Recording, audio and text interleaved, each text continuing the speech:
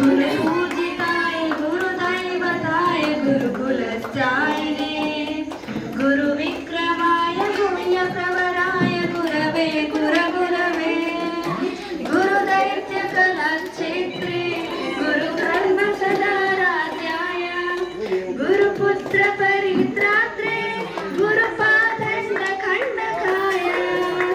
गीतसाराय गीततत्त्वाय गीतगोत्राय धीमहि गुणगुल्फाय